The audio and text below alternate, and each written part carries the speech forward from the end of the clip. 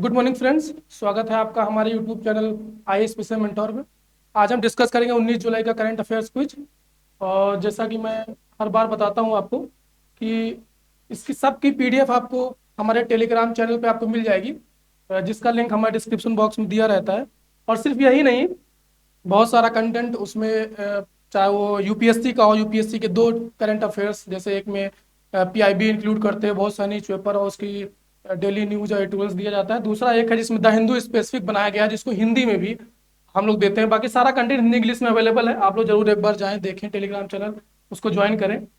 चलिए स्टार्ट करते हैं। तो हमारा पहला क्विज है, where was the 2024 world heritage young professionals forum meeting held. 2024 विश्व धरोहर युवा पेशेवर मंच की बैठक कहाँ आयोजित की गई? तो थोड़ा सा हम जान लेते हैं कि world heritage young professional forum, अब इसको याद इसलिए भी रखना है क्योंकि इंडिया में ये मीटिंग पहली बार हो रही है। इसलिए याद रखना है, कोई भी चीज़ जो फर्स्ट टाइम हो रही है इंडिया में, जैसे कि स्पेशली इंडिया में जो फर्स्ट टाइम हो रही है, ये फर्स्ट टाइम इंडिया में हो रही है, इसलिए इसको याद रखना है।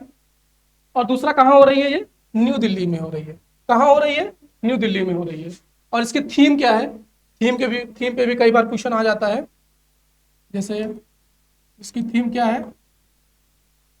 थीम क्या है? World heritage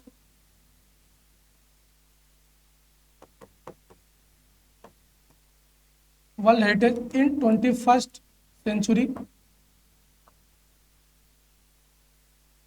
world heritage in 21st century, building capacities,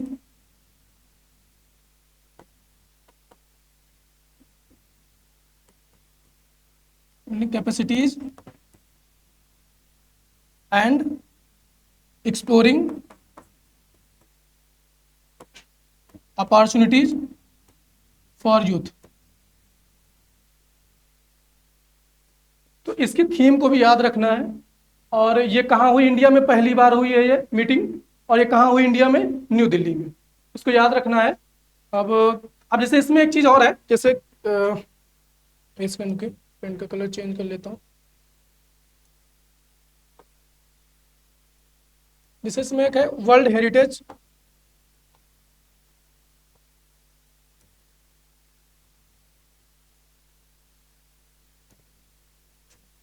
अब इसमें एक वर्ल्ड हेरिटेज के बारे में बताया गया है। तो अब जैसे क्वेश्चन है world heritage young professional forum meeting के बारे में। अब इसमें हम ये भी देख सकते हैं कि इंडिया में कितनी वर्ल्ड हेरिटेज साइट्स हैं। इंडिया में कितनी वर्ल्ड हेरिटेज साइट है? तो हम देखेंगे कि वर्ल्ड हेरिटेज साइट्स टोटल कितनी है? 42, जिसमें से एक है मिक्स्ड, जिसमें कंचनजंगा नेशनल पार्क है। दूसरा 7 है। और तीसरा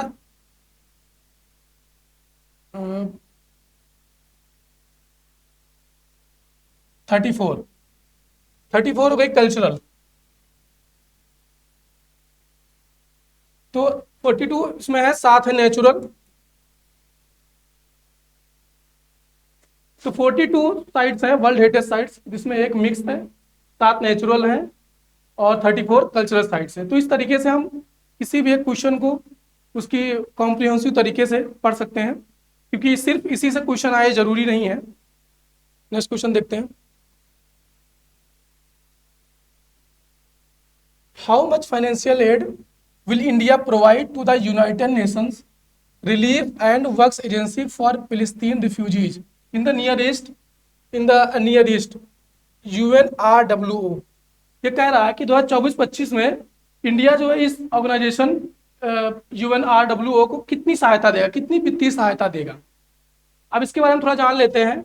जैसे UNWR कब बनाया गया था? स्टेब्लिश हुआ 1949 में। इसे देख लेते हैं। UNRWA ये कब बना? 1949 में। ये किसके बाद बना? एक इजराइल अरब वार हुआ था, आपको पता होगा। इजराइल अरब वार 1948 में हुआ था, जिसके बाद ये संगठन उनके रिफ्यूजीज के लिए, रिफ्यूजीज पे काम कर रहा है, उसके लिए सभी देश कुछ ना कुछ कंट्रीब्यूट करते हैं। अभी रिसेंटली हुआ क्या, जो अभी वॉर चल रहा है इसराइल और हमास, इन सब की वजह से यूनाइटेड स्टेट्स और कई सारे नेशन ने इसकी जो फंडिंग है उसको रोक दिया था, इसलिए न्यूज में रहा है। तो इंडिया ने कितना बोला है देने के लिए फंड? $5 मिलियन। कितना फंड देने को बोला है? $5 मिलियन। इसमें फर्स्ट ट्रांच जो है 2.5 मिलियन डॉलर की इंडिया ने दे दी है, ऑलरेडी दे दी है अभी तक। तो नेक्स्ट क्वेश्चन देखते हैं। Who won the Rwandan presidential election held in 2024? तो 2024 में आयोजित रवांडा राष्ट्रपति चुनाव किसने जीता? अब देखा होगा, आपने सुना होगा, पॉल कागमे। किसने जीता? Paul Kagame. अब हमें सिर्फ यहीं तक सीमित नहीं रहना है, जैसे रवांडा के बारे में। तो रवांडा, रवांडा कहाँ पे है? ये देश कहाँ पे है रवांडा? ये अफ्रीका में है। अब अफ्रीका में कहाँ पे है? सेंट्रल अफ्रीका में।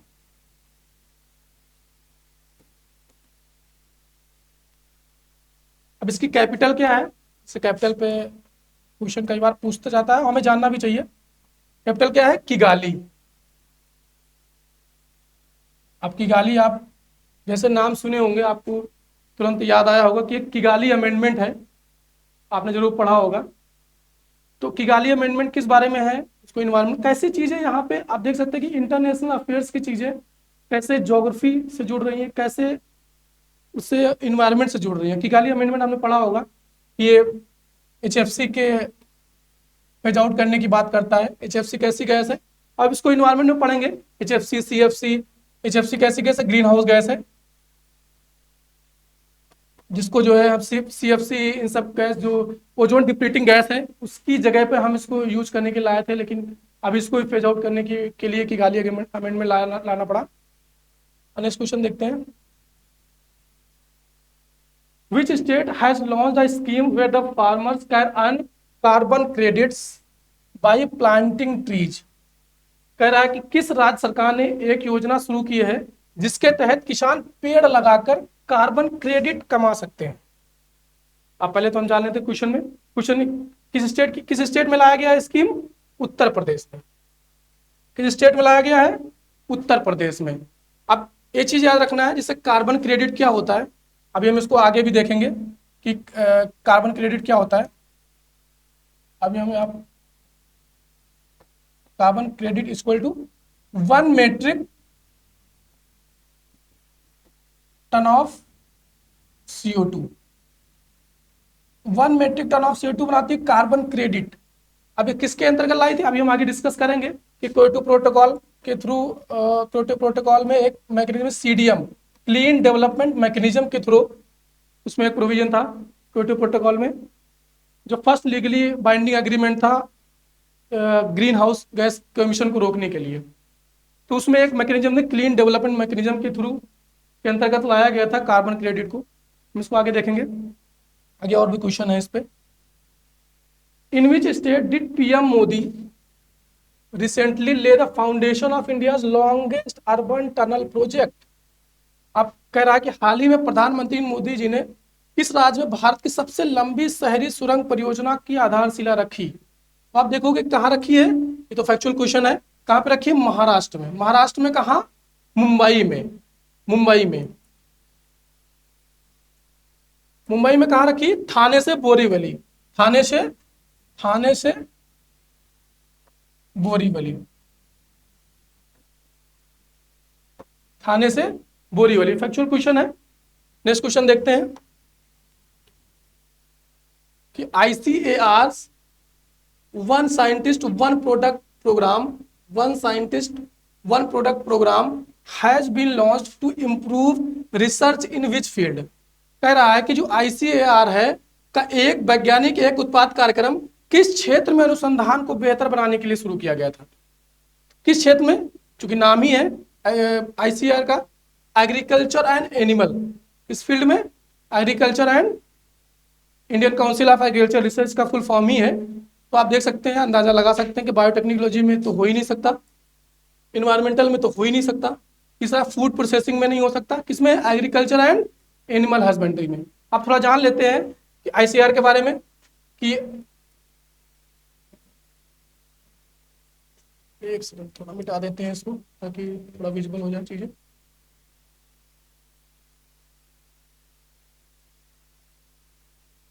अब आईसीआर कब स्टेब्लिश किया गया? 1929 में। कब स्टेब्लिश किया गया?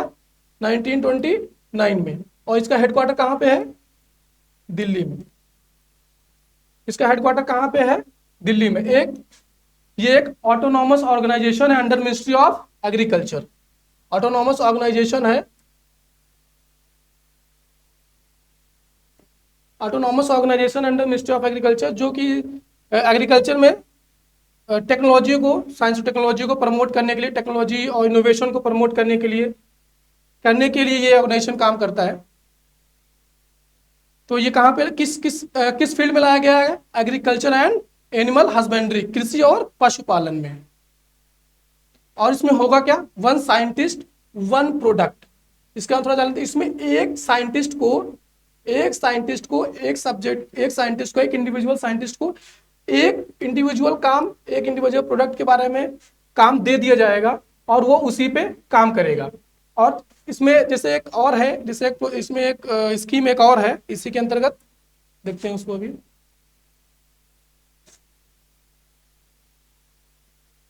इसे एक स्कीम है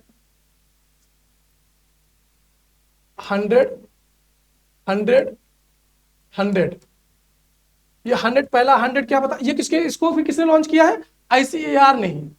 किसने लॉन्च किया है? आईसीएआर ने लॉन्च किया है। इसमें 100 क्या रिप्रेजेंट कर रहा है? ये 100 डेज स्ट्रेटजी है।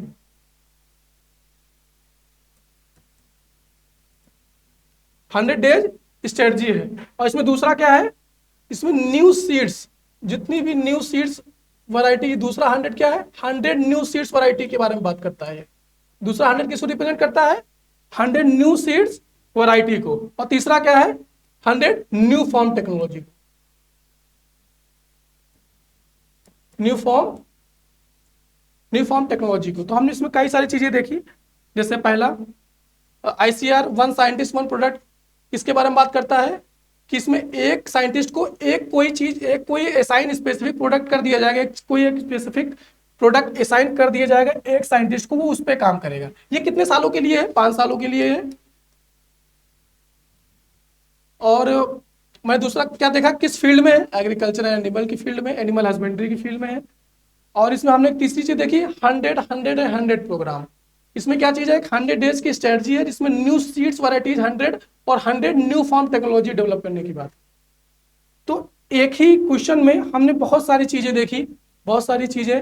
सिर्फ उतना ही नहीं देखना जिसमें है, अगर उतना देखोगे तो फिर हो सकता है कि आप लैग कर जाओ, क्वेश्चन वहां से ना आए। आपको उसको एक टॉपिक, जैसे मैंने कल भी बताया कि उसको एक टॉपिक की तरह समझना है और उसके जितने डायमेंशन हो सकते हैं, एक प्रीलिम्स पर्सपेक्टिव से, मेंस के पर्सपेक्टिव से उसको देख लेना है। अब इसको हम यूज कर सकते हैं अपने जो इकोनॉमिक्स में एग्रीकल्चर से कोई रिलेटेड आता है कि टेक्नोलॉजिकल कितना जरूरी है, एडवांसमेंट इन एग्रीकल्चर सेक्टर में कितना जरूरी है। तो उसमें हम बता सकते हैं कि one scientist one product scheme एक प्रोग्राम लॉन्च किया गया है, आईसीआर ने लॉन्च किया है। इसमें 100, तो उसको हम एज एन एग्जाम्पल भी कोट कर सकते हैं। नेक्स्ट देखते हैं, in which country will the second Asia Pacific APEC ministerial conference be held. कह रहा दूसरा एशिया प्रशांत एपेक मंत्री स्तरीय सम्मेलन किस देश में आयोजित किया जाएगा? किस देश में आयोजित किया जाएगा? भारत में। किस देश में आयोजित किया जाएगा? भारत में। अब ये क्या कह रहा है? दूसरा, ध्यान देना है। In which country will the second Asia Pacific ministerial conference be held. अब इसमें पहला कहां होगा? अभी भी सोचने की, अगर आप पढ़ रहे होगे तो आपके दिमाग में आना चाहिए कि फर्स्ट कहां हुआ होगा। तो आप फर्स्ट कहां है? हुआ है चाइना में। फर्स्ट कहां हुआ है? चाइना में। कब हुआ था? 2018 में।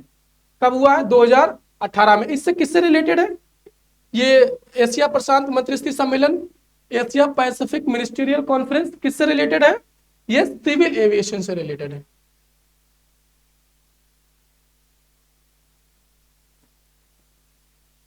सिविल एविएशन से। अब देखिए मैंने कितनी चीजें हम लोगों ने देखी इसमें कि एक तो second Asia Pacific ministerial conference कहां होगा, जो क्वेश्चन है उसको एज इट इज हमने देखा कहां पे होगा, इंडिया में होगा। ठीक है। और दूसरा हमने क्या देखा, ये सेकेंड है तो फर्स्ट कहां हुआ होगा। अब इसका बैकग्राउंड में जितना हम चीजें कर सकते हैं वहां पे उसी विद इन टाइम फ्रेम में हम करने की कोशिश कर रहे हैं। और जैसे फर्स्ट कहाँ हुआ है, चाइना में हुआ है। कब हुआ था, 2018 में हुआ था। ये एशिया पैसिफिक मिनिस्ट्रियल कॉन्फ्रेंस किसके बारे में है, किसके बारे में है, सिविल एविएशन के बारे में है। किसके बारे में है, सिविल एविएशन के बारे में। नेक्स्ट क्वेश्चन देखते हैं। Which organization launch the high efficacy malaria vaccine, high efficacy malaria vaccine R21 matrix M in Cote d'Ivoire, क्या नाम है, मैट्रिक्स एम लॉन्च की है। ठीक है, अब देखते हैं किसने लॉन्च की है। पहले तो क्वेश्चन देख लेते हैं, किसने लॉन्च की है, serum institute of India, SII and Oxford university ने। ठीक है, ये तो हो गया क्वेश्चन। अब इसमें देखेंगे हम जैसे मलेरिया। अब मलेरिया मलेरिया मलेरिया जो कैसे फैलता है, ये एक मॉस्क्यूटो बॉर्न डिसीज है। Mosquito mosquito born infectious disease है।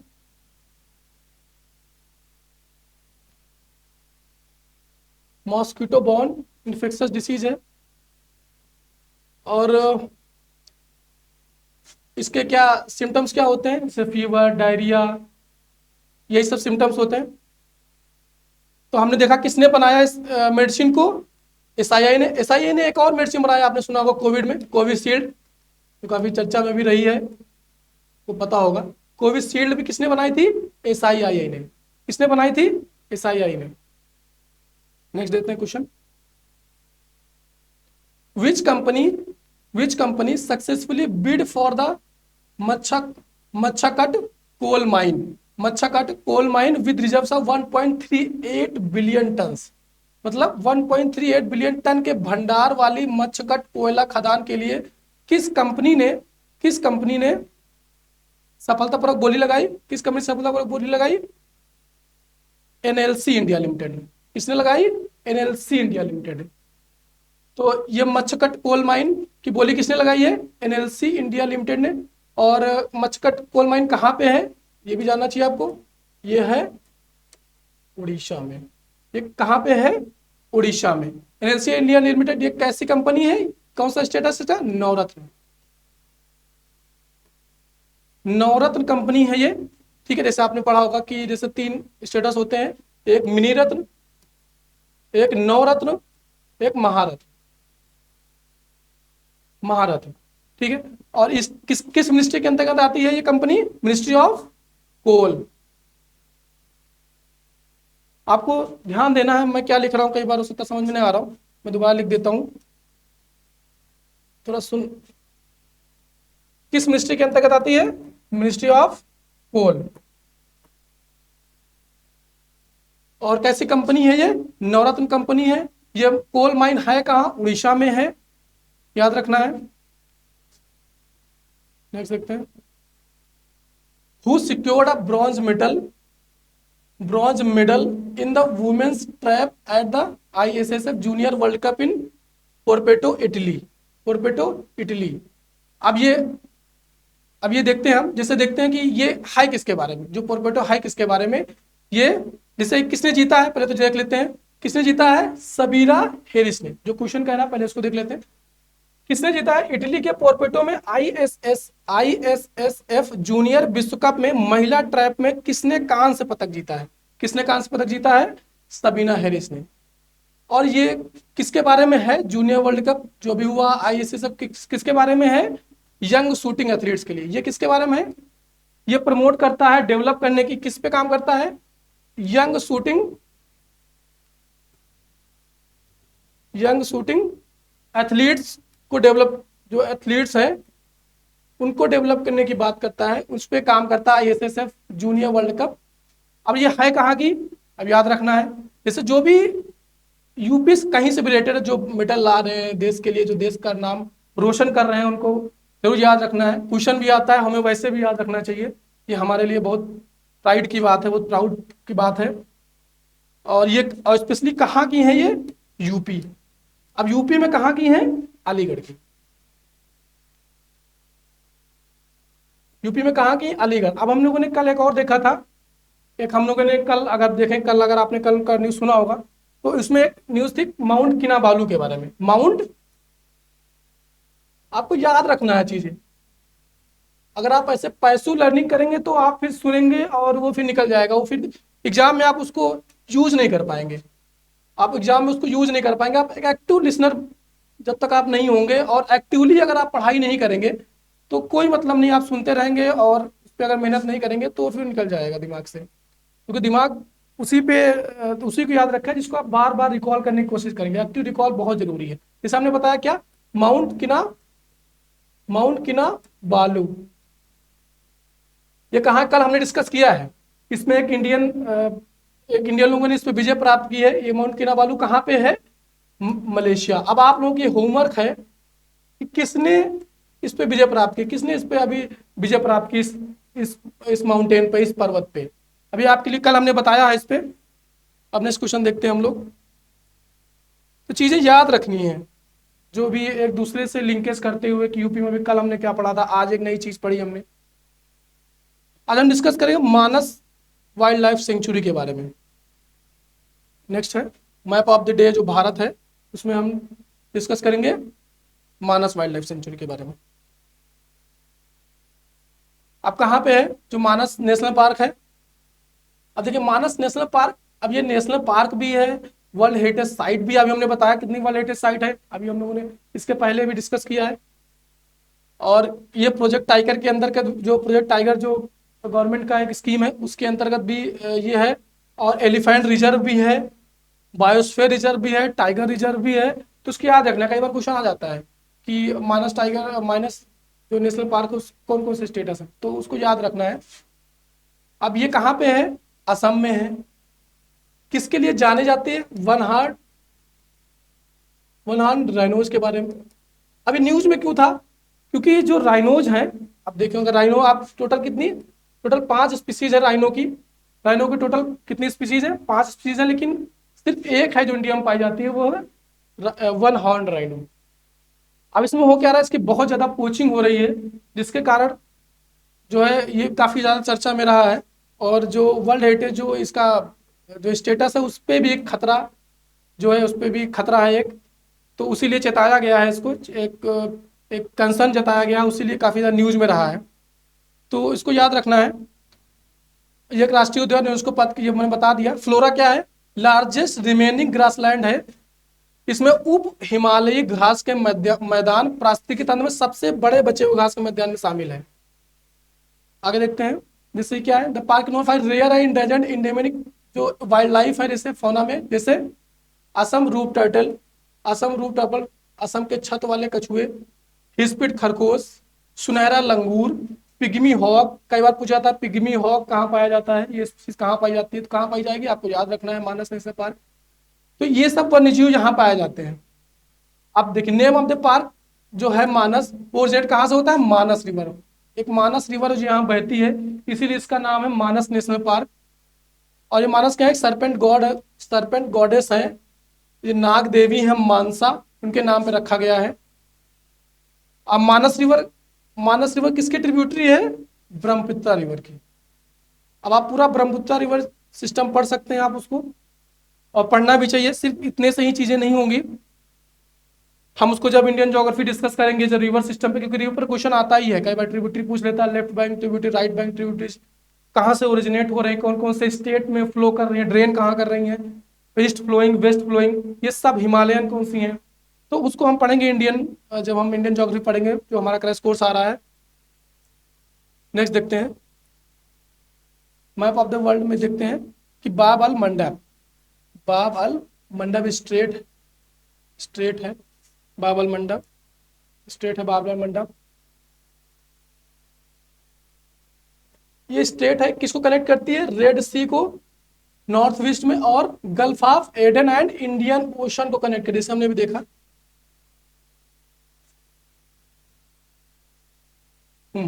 इसे हमने देखा, ये बाब अल मंडब है, थोड़ा सा इसका वैसे हो गया है, थोड़ा सही से नहीं आ रहा, फट रहा है। ये रेड सी हो गया, ये गल्फ ऑफ एडन, और ये इंडियन ओशन। तो ये रही बाब अल मंडब।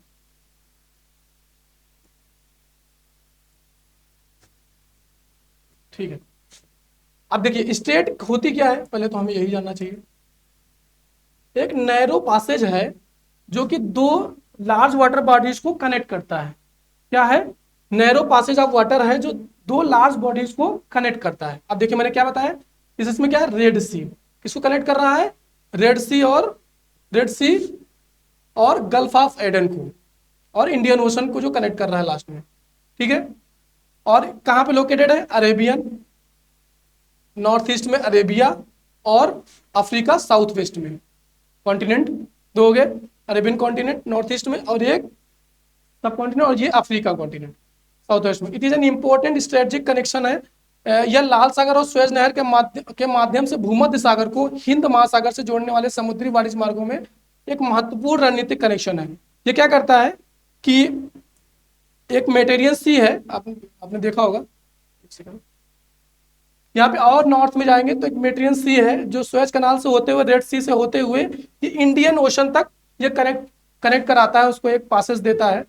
तो ये बहुत ही स्ट्रेटेजिकली बहुत ही इंपॉर्टेंट। इससे कल हम लोगों ने देखा था एक स्टेट ऑफ मलक्का, जब हम मलेशिया की वो माउंट किनाबालू की बात कर रहे थे तो वहां पे एक स्टेट ऑफ मलक्का है, देखा होगा, बहुत ही स्ट्रेटेजिकली बहुत ही इंपॉर्टेंट है, बहुत ही इंपॉर्टेंट स्ट्रेटेजिकली। उसी तरह ये भी है जो मेडिटेरेनियन सी से सुएज कैनाल से होते हुए रेड सी से होते हुए इंडियन ओशन में कनेक्ट करता है, इंडियन ओशन को। ये बहुत ही इंपॉर्टेंट है।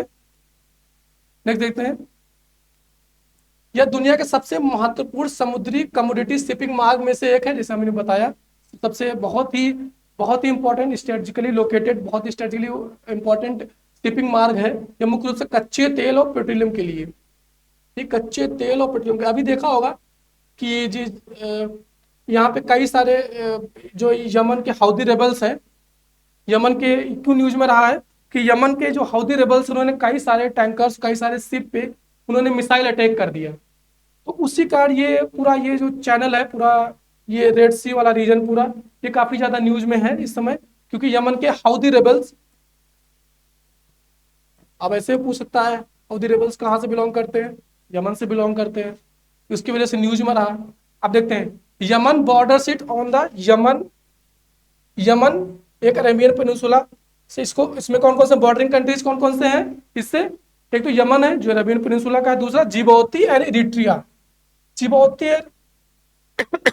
सॉरी, तो यमन एक हो गया इसका बॉर्डरिंग स्टेट जो नॉर्दर्न में है, और Djibouti Eritrea border on the African coast, ये अफ्रीकन कोस्ट के बॉर्डर से, तो इसका किससे किससे बॉर्डरिंग मिलती है, तो यमन हो गया अरेबियन पेनिनसुला का है, और जिबौती और इरिट्रिया। नेक्स्ट है कि लाल सागर अफ्रीकी और एशियाई महाद्वीपों के बीच स्थित, इसके बीच स्थित अफ्रीका और एशियाई महाद्वीप के बीच स्थित हिंद महासागर का एक अर्ध संलग्न इनलेट है, और यह ग्रह पर सबसे गर्म में से एक है, सबसे गर्म पानी में से एक है। देखते हैं, जैसे हमने देखा कि ये हो गया यमन, इसकी हम बॉर्डर देख रहे थे, ये हो गया यमन, ये हो गया इरिट्रिया, ये हो गया जिबौती। यमन अरेबियन पेनिनसुला नॉर्दर्न में, और सदर्न में इरिट्रिया और जिबौती अफ्रीकन पेनिनसुला। अब ये कह रहा है कि ये सबसे गर्म पानी में से, क्यों, अब इसको हम इंडियन में देखेंगे कैसे। यहाँ पे एक हाई प्रेशर बेल्ट का एक इम्पैक्ट है 30 डिग्री पे के आसपास, और दूसरा सबसे बड़ी चीज कॉन्टिनेंटलिटी का इम्पैक्ट क्या है, उसको हम इंडियन जब ज्योग्राफी पढ़ेंगे तो उसमें कॉन्टिनेंटलिटी हम जब पढ़ेंगे हम ओशनोग्राफी में, और हाई प्रेशर बेल्ट हम जब क्लाइमेटोलॉजी में, तो देखेंगे क्यों ये सबसे ज्यादा गर्म है, इसको वहाँ पे डिटेल में डिस्कस करेंगे। यहाँ पे डिस्कस करेंगे तो बहुत लंबा वीडियो हो जाएगा, जो बहुत ज्यादा रेलिवेंट है हम उसको डिस्कस करेंगे, जो चीजें हम आगे करने वाले हैं उसको आगे छोड़ दें, ताकि एक ब्रशअप होती रहे चीजें, आपके अंदर भी एक इंक्विजिटिवनेस होनी चाहिए कि हम हाँ अब इसको देखेंगे, अगर आप सर्च करेंगे तो आपको मिल जाएगा। नेक्स्ट डिस्कस करते हैं geography. Which of the following state does not share boundary with Myanmar, does not share boundary with Myanmar. अब देखिए, अब म्यांमार से कौन कौन से निम्नलिखित में कौन सा राज्य म्यांमार के साथ सीमा साझा नहीं करता है। अब देखिए म्यांमार कहाँ ईस्ट में है, ठीक है, अब नॉर्थ ईस्ट में आप जाइए ईस्टर्न रीजन में, और उसमें ऊपर से नॉर्थ से साउथ आप स्टेट देखते जाइए, वही बॉर्डरिंग स्टेट होंगे। तो कौन सा हो गया, पहले नॉर्दर्न में जाएंगे अरुणाचल प्रदेश, सबसे ऊपर हो गया अरुणाचल प्रदेश, इसके बाद फिर और साउथ में जाएंगे नॉर्थ अरुणाचल प्रदेश के नागालैंड, फिर मणिपुर, फिर उसके बाद मिजोरम, तो असम नहीं है वहां पे।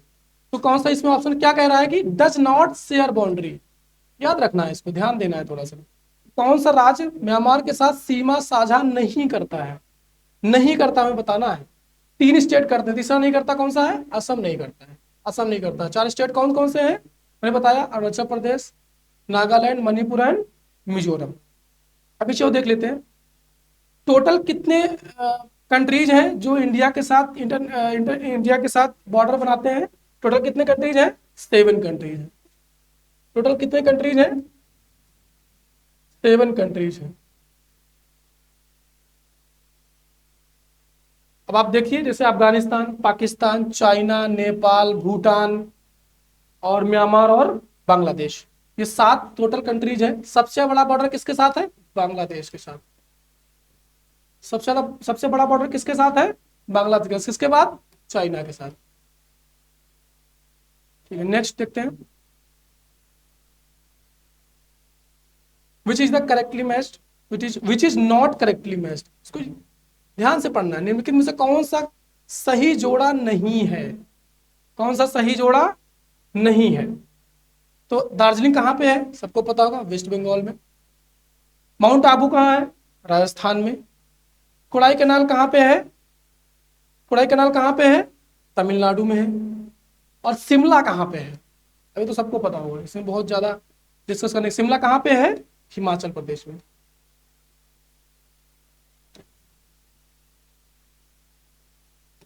कहाँ पे? हिमाचल प्रदेश में। क्या पूछ रहा है? कौन सा सही जोड़ा नहीं है? कौन सा सही जोड़ा नहीं है?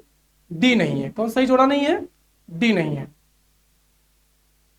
एक जैसे एक और फैक्ट है छोटा सा, देख लेते हैं। जैसे कोडाई कैनाल, कोडाई कैनाल क्या बोलते हैं? The princess of hill station.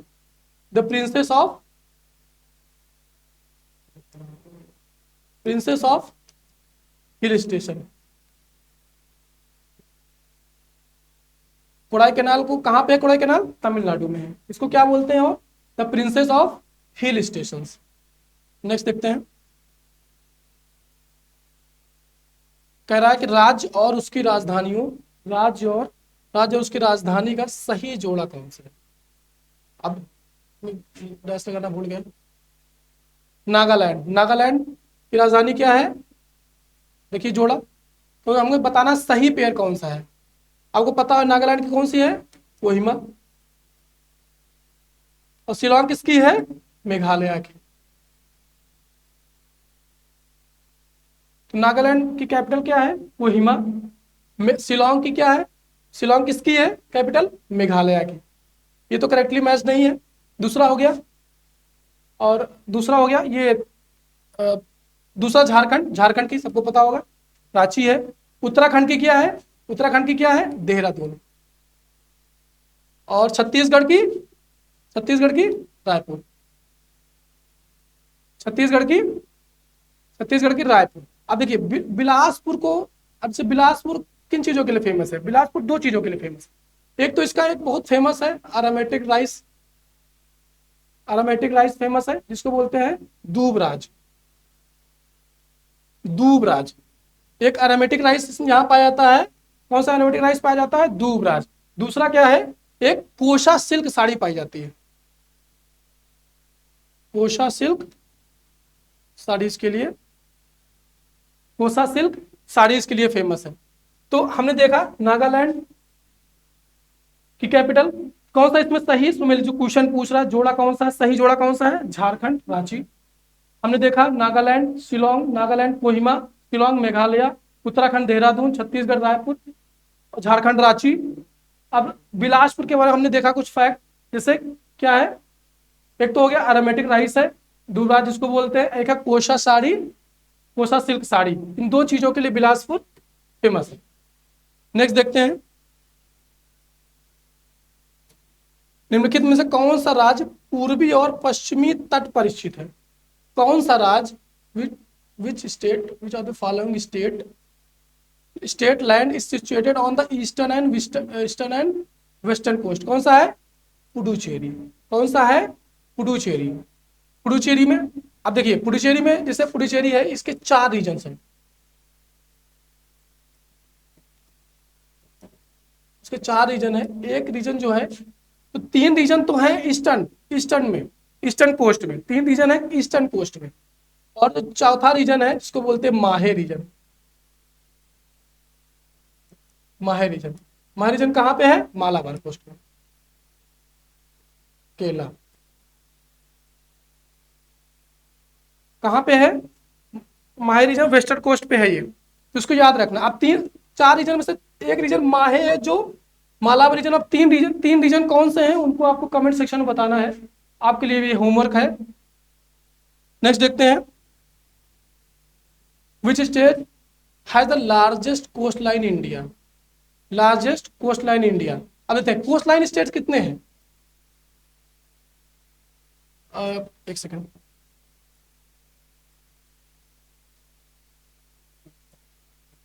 जैसे देखते हैं कोस्ट लाइन स्टेट्स कितने हैं।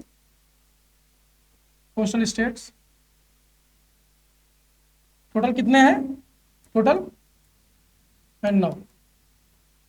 टोटल है 9। कितने स्टेट है? 9। अब इसमें सबसे बड़ी जो कोस्ट किसकी है वो है गुजरात की। सबसे बड़ी कोस्ट किसकी है? सबसे बड़ी कोस्ट किसकी है? गुजरात की। दूसरे नंबर पे कौन सी है? तमिलनाडु। और तीसरे नंबर पे कौन सा है? तीसरे नंबर पे कौन सा है? आंध्रा। तो सिर्फ अब जैसे इसमें क्या है, जैसे देखेंगे आप कि गुजरात नहीं है इसमें नाम, तो कौन सा नाम है? तमिलनाडु। कौन सा नाम है? तमिलनाडु। तो सिर्फ जो सबसे, चाहे वो प्रोड्यूसर हो, चाहे कोस्ट लाइन हो, चाहे किसी भी फैक्चुअल क्वेश्चन में जो सबसे ज्यादा वाला सिर्फ टॉप मोस्ट की नाम नहीं रखना है, उसके दो तीन नाम रखना है कि फर्स्ट पोजीशन पे कौन सा है? गुजरात, दूसरे पे कौन सा है? तमिलनाडु, तीसरे पे कौन सा है? आंध्रा।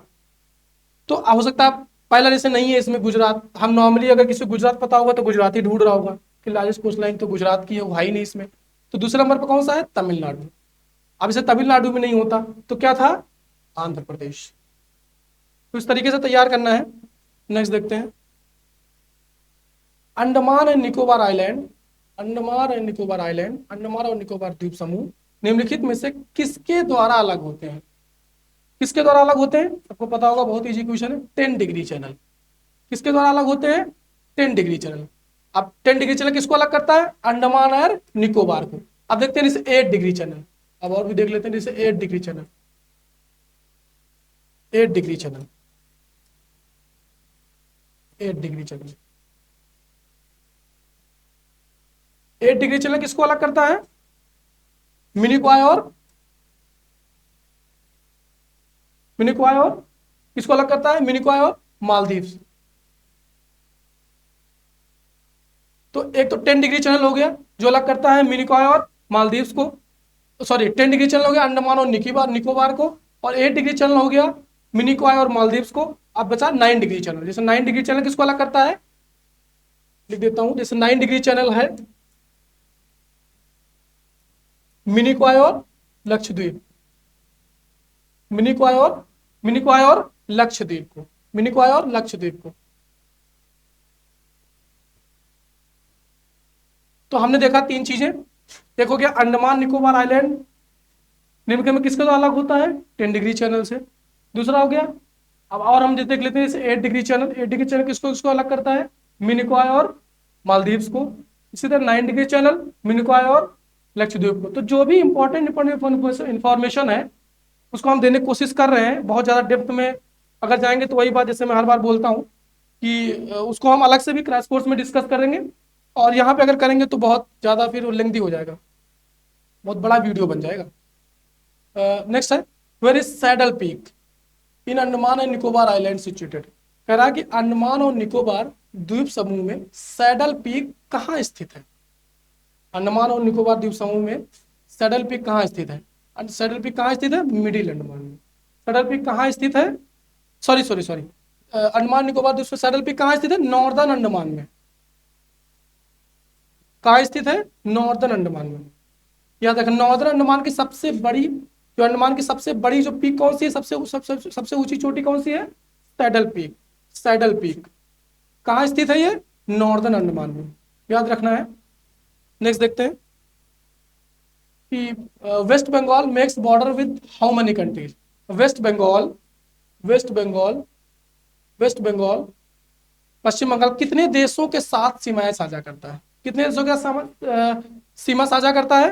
तीन देशों के साथ, तीन देशों के साथ सीमा साझा करता है। एक तो किसके साथ, एक तो हो गया बांग्लादेश, एक तो हो गया बांग्लादेश। बांग्लादेश ईस्ट में बांग्लादेश से करता है, ईस्ट में बांग्लादेश से करता है, और भूटान और भूटान और भूटान और नेपाल, भूटान और Nepal from north, Bhutan Nepal from north. अब देखो वेस्ट बंगाल, पश्चिम बंगाल कितने देशों का साझा करता है, तीन। कौन कौन से, एक तो हो गया बांग्लादेश, दूसरा हो गया भूटान, तीसरा हो गया नेपाल। बांग्लादेश कहाँ पे है, ईस्ट में, आपको पता होगा, ईस्ट में पश्चिम बंगाल के ईस्ट से सीमा बनाता है। और दूसरा है भूटान और नेपाल जो कि नॉर्दर्न में है, नॉर्दर्न से सीधा सीमा साझा करते हैं।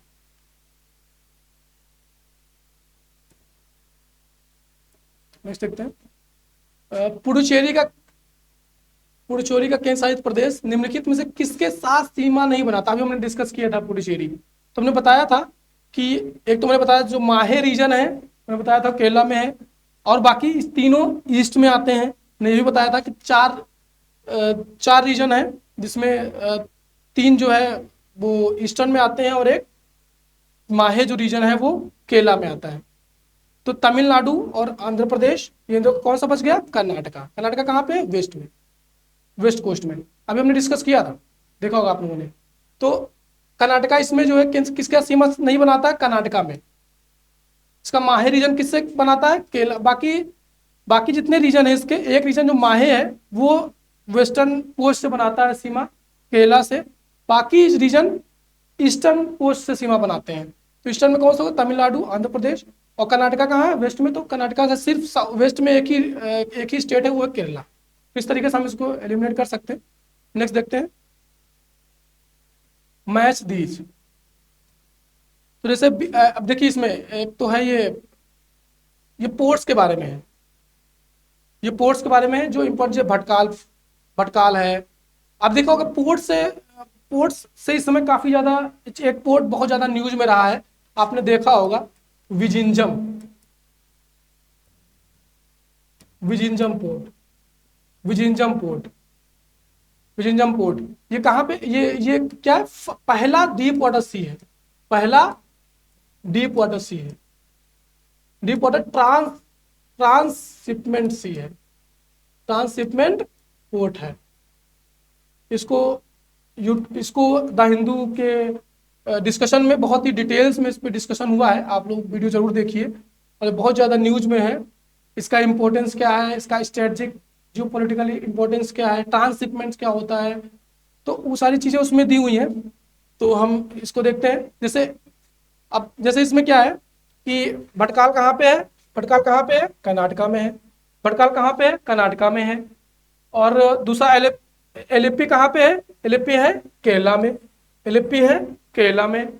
और काकीनाडा कहाँ पे है, काकीनाडा कहाँ पे है, काकीनाडा तो बहुत फेमस जगह है, आपको पता होगा, बहुत फेमस पोर्ट है। काकीनाडा कहाँ पे है, आंध्र प्रदेश में।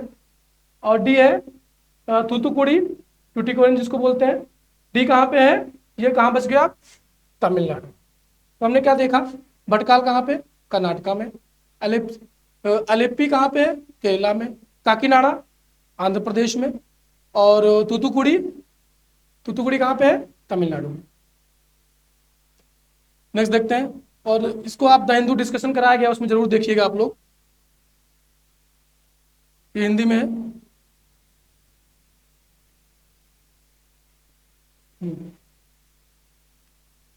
अभी हम लोगों ने इसके पहले भी इस पे क्वेश्चन था, किसान की आय को बढ़ावा देने के लिए प्लांटेशन अभियान शुरू करने के लिए सरकार, उसी संदर्भ में मैं बताओ किस अंतरराष्ट्रीय समझौते ने कार्बन क्रेडिट की अवधारणा पेश किया। अभी हमने डिस्कस किया था कि क्योटो प्रोटोकॉल, जो क्योटो प्रोटोकॉल है 1997, उसके अंतर्गत ये कार्बन क्रेडिट जो मैंने बताया था, CDM, क्लीन डेवलपमेंट मैकेनिज्म, उसके थ्रू कार्बन क्रेडिट को लाया गया था। हमने बताया 1 मीट्रिक टन ऑफ CO2 एक क्रेडिट, कार्बन क्रेडिट कितने बराबर होता है।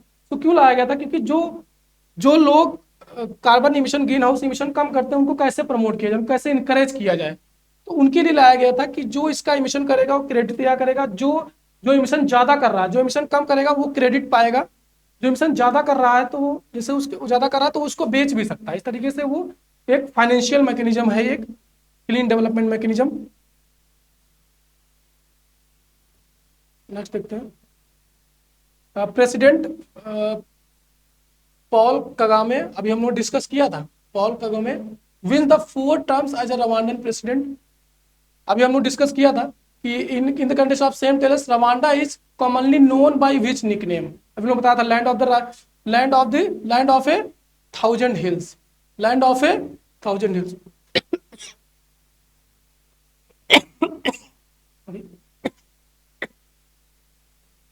तो प्रेसिडेंट पॉल कागामे जो 4 टर्म अभी रेवेन्यू प्रेसिडेंट बने हैं, तो रवांडा को क्या बोलते हैं? Land of a thousand hills, 1000 पहाड़ियों वाली भूमि। सॉरी। अब देखिए उसी जो रिस्पेक्ट में था कि UNRW में इंडिया ने जो पहला ट्रांस $2.5 मिलियन का कर दिया है, उसको पूछ रहा है कि उस समय बताया संयुक्त राष्ट्र का मुख्यालय पूर्व UNRWA के फिलिस्तीन शरणार्थियों के लिए संयुक्त राष्ट्र राहत और कार्य एजेंसी कहाँ है? ये कहाँ पे है? अम्मान में। इसका हेडक्वार्टर कहाँ पे है? W to help Palestine refugee in countries of same tells where is the headquarters of the United Nation relief and work agency for Palestinian refugees in the near years of constitution. कहाँ पे है? Amman में। एक और है इसका, वो है गाजा में, जो काफी क्षतिग्रस्त हो गया अभी इसराइल हमास वार में। तो जो स्टार्टिंग में कौन सा था एजेंसी का है? अम्मान। नेक्स्ट देखते हैं। क्वेश्चन तो हम पहले भी डिस्कस कर चुके हैं। नई Delhi world heritage young professionals forum की मेजबानी करती है। उसी के संदर्भ में हमें बताएं संयुक्त राष्ट्र शिक्षा वैज्ञानिक और सांस्कृतिक संगठन यूनेस्को, जो वर्ल्ड हेरिटेज साइट का भी जो स्टेटस देता है, वर्ल्ड हेरिटेज साइट का मुख्यालय कहाँ है? तो सबको पता होगा, पेरिस में। कहाँ पे है? पेरिस में। एक्चुअल क्वेश्चन है India G20 task force report on digital public infrastructure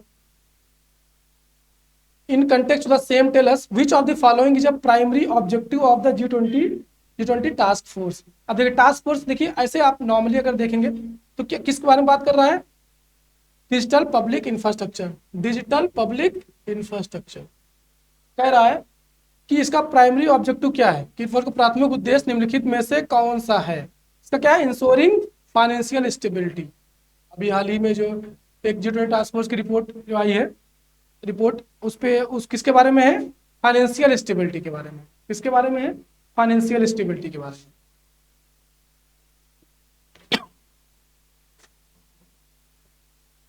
to counter opposition, विपक्ष का मुकाबला करने के लिए मोदी सरकार संविधान के 75 साल पूरे होने का जश्न मनाएगी। संविधान के अनुच्छेदों के बारे में निचली पर विचार कीजिए। अब देखिए अनुच्छेद 356, अनुच्छेद 357, अनुच्छेद 358,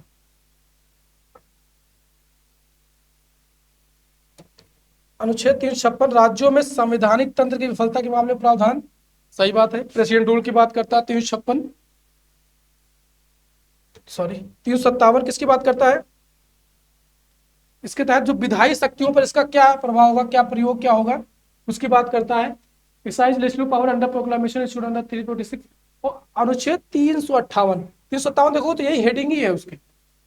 अब आर्टिकल 358 देखोगे, आपातकाल के दौरान भाग 3 द्वारा प्रदत्त अधिकारों के प्रवर्तन का निलंबन उपरोक्त में से कह रहा है कि अनुच्छेद 358 suspension of the enforcement of the rights conferred by the part 3 during emergencies. ये पूरे कह रहा है कि जो 358 है वो रिलेटेड किससे? आपातकाल के दौरान भाग 3 द्वारा प्रदत्त अधिकारों के परिवर्तन का निलंबन।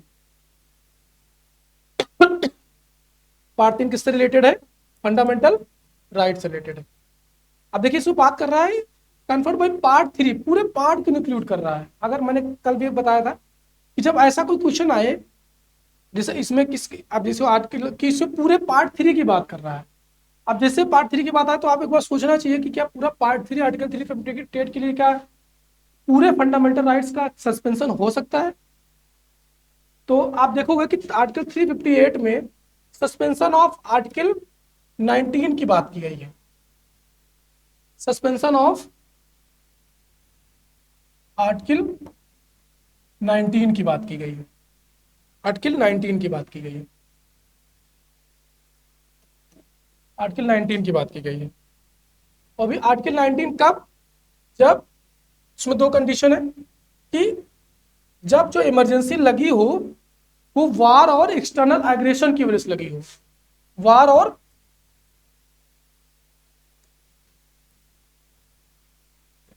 वार और वार और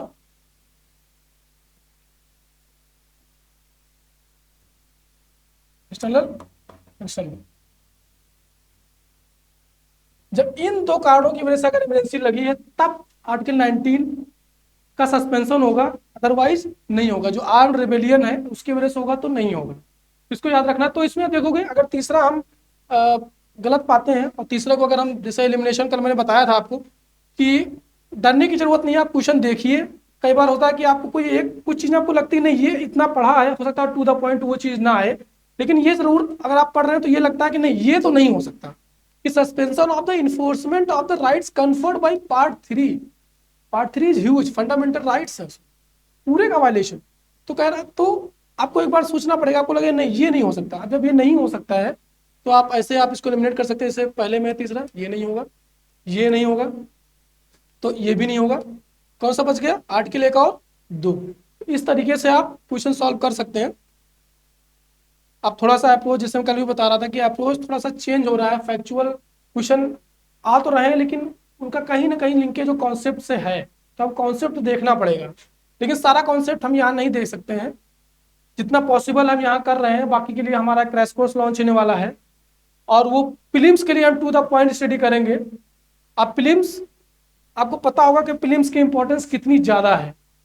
आप प्रीलिम्स अगर अभी से नहीं लगोगे, एक बहुत गोल्डन अपॉर्चुनिटी है कि एक आप प्रीलिम्स आने वाला, अगर प्रीलिम्स आपका नहीं हो रहा है तो आप कितना लंबा टाइम आपको वेट करना पड़ेगा। जो इलाहाबाद में, दिल्ली में बच्चे रह रहे हैं उनको पता है कि 1 साल की कीमत क्या होती है, कि उनको बाहर रहना है। अभी फिर 1 साल प्रीलिम्स में नहीं हुआ, भगवान ना करे ऐसा हो, अगर नहीं हुआ तो फिर क्या होगा, फिर 1 साल फिर उनको वेट करना पड़ेगा। गोल्डन अपॉर्चुनिटी है और उसके लिए हम एक वन स्टॉप सोल्यूशन लेके आए हैं।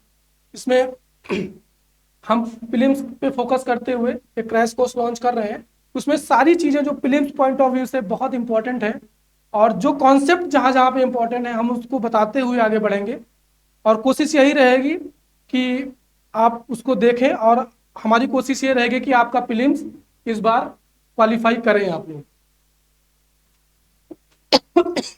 सॉरी, नेक्स्ट है, एप्पल ने यू में तीसरे पक्ष के लिए एनएफसी टैप एंड गो भुगतान तकनीकी खोली है। नियर फील्ड कम्युनिकेशन तकनीकी के संदर्भ में NFC, near field near field second near field communication तकनीकी के संदर्भ में निम्नलिखित में से कौन सा कथन सही है। अब देखिए कुछ चीजें देख जान लेते हैं हम। नियर फील्ड, अब इसका नाम ही है नियर फील्ड कम्युनिकेशन, मतलब एक शॉर्ट डिस्टेंस के लिए होगा, शॉर्ट डिस्टेंस, शॉर्ट डिस्टेंस के लिए होगा, शॉर्ट डिस्टेंस के लिए होगा। दूसरी चीज, जो भी यूज करेगा मोबाइल या कुछ भी, वो एनएफसी इनेबल्ड होना चाहिए, उसके अंदर चिप एनएफसी इनेबल्ड होना चाहिए, अदरवाइज नहीं होगा। एक चीज ये याद रखनी है। और दोनों डिवाइसेस या तो एक दूसरे के टच में हो, या तो एक दूसरे के टच में हो, या फिर 4 to 5 सेंटीमीटर की दूरी मैक्सिमम, जैसा नाम ही है शॉर्ट डिस्टेंस। और इसमें कौन सी इसमें वेव्स यूज होती हैं, कौन सी, रेडियो वेव्स। कौन सी इसमें यूज होंगी, रेडियो वेव्स। और जो इसमें दो डिवाइसेज होंगी। अब एक तो जो भेजने वाला होगा वो एक्टिव रहेगा और जो जो रिसीवर होगा वो पैसिव डिवाइस की तरह काम करेगा, वो पैसिव तरीके से काम करेगा। बस ये कुछ जरूरी पॉइंट है, बहुत ज़्यादा डिटेल में इसको जानने की जरूरत नहीं है, क्वेश्चन यहीं से आएगा। कुछ चीज़ें अगर हम बेसिक चीज़ें हमें पता है तो उसमें क्वेश्चन आएगा तो हम उसको कहीं ना कहीं से सॉल्व जरूर कर लेंगे। देखते हैं इसको।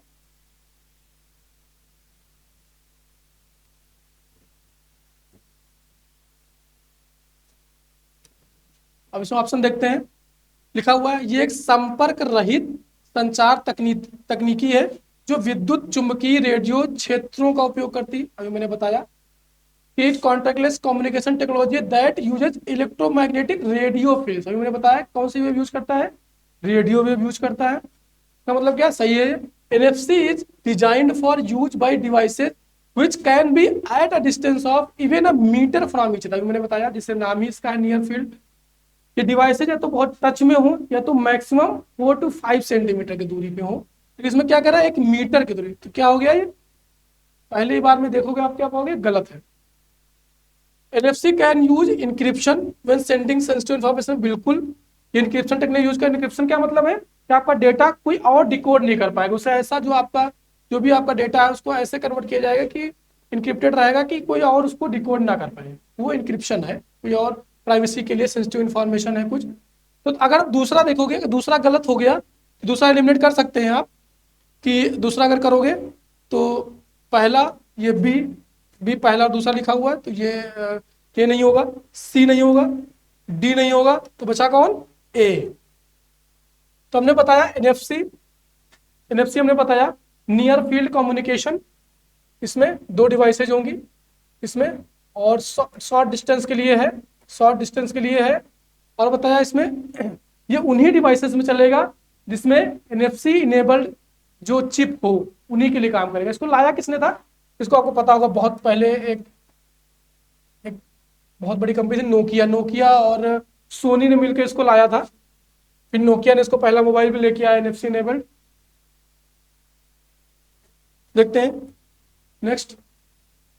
भारत के सर्वोच्च न्यायालय ने राज्यों और उच्च न्यायालयों को ग्राम न्यायालयों की स्थापना और कामकाज पर व्यापक रिपोर्ट प्रस्तुत करने का निर्देश दिया। अभी हाल ही में क्या किया है सुप्रीम कोर्ट ने, कि एक डायरेक्शन दिया स्टेट्स को और हाई कोर्ट को कि एक जो ग्राम न्यायालय है उनकी फंक्शनिंग और स्टेब्लिशमेंट की एक रिपोर्ट पूरी वो उनको सौंपे। तो उसी के रिस्पेक्ट में क्वेश्चन है कि ग्राम न्यायालय आर मोबाइल। अब ग्राम न्यायालय क्या है, ग्राम न्यायालय क्या करते हैं, एक तो इनको क्या किसके तहत गठित किया, ग्राम न्यायालय एक्ट 2008 के तहत इसको गठन हुआ गया है। किसके अंदर स्टेब्लिश किया गया है, ग्राम न्यायालय एक्ट 2008 के अंतर्गत। और ये क्या करते हैं, access to justice at the grass root level in the rural areas. सही बात है, इसका प्राइमरी गोल ही यही है कि they aim to provide access to justice at the grass root level in rural areas. और तीसरा है कि the decisions made by Gram Nyayalaya are non binding can be easily overturn by high courts. High court कहां से आ गया, अगर ये criminal है, अगर कोई क्रिमिनल कोर्स है तो वो सेशन कोर्ट में जाएगा, कोर्ट ऑफ सेशन। अगर वो सिविल केस है तो कहां जाएगा, डिस्ट्रिक्ट कोर्ट में। तो हाई कोर्ट की इसमें बात नहीं, हाई कोर्ट तो उसके बाद का प्रोसीजर है। तो अगर आप देखोगे तो ये क्या, थर्ड ऑप्शन गलत हो गया। अब नेक्स्ट कौन से बच गए, अब इसी तरीके से कर सकते हो, 1 और 3, 2 और 3, ये बी ऑप्शन सही हो गया आपका। इसको याद रखना, ग्राम न्यायालय एक्ट के थ्रू, और जो उसका न्याय अधिकारी होता है उसको स्टेट गवर्नमेंट जो उसको बनाती है, जो न्यायाधिकारी अपॉइंट होता है उसको state government in consultation with the high court, जो उसका न्यायाधिकारी होता है वो होता है स्टेट गवर्नमेंट उसको अपॉइंट करती है with the consultation of high court. Next देखते हैं।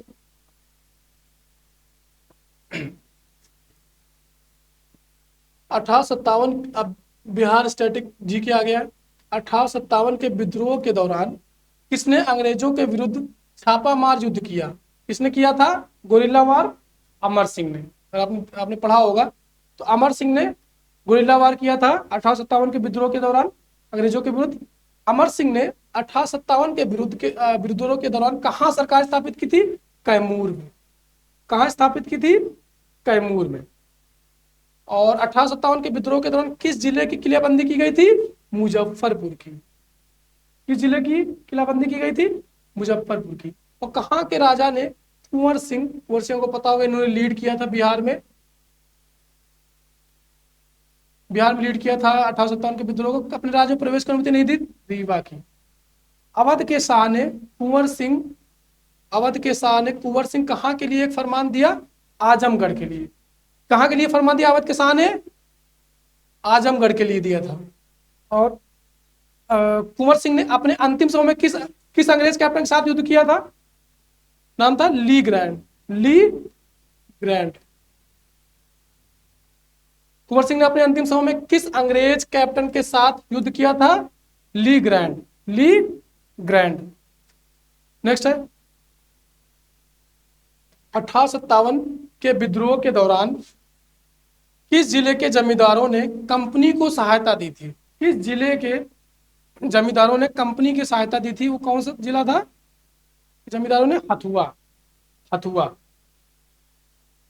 नेक्स्ट है खुदीराम बोस को कब फांसी दी गई थी?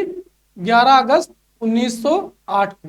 और खुदीराम बोस किस लिए जाने जाते हैं? ये यंगेस्ट मार्टर हैं, यंगेस्ट, सबसे यंग जो शहीद हुए देश के लिए।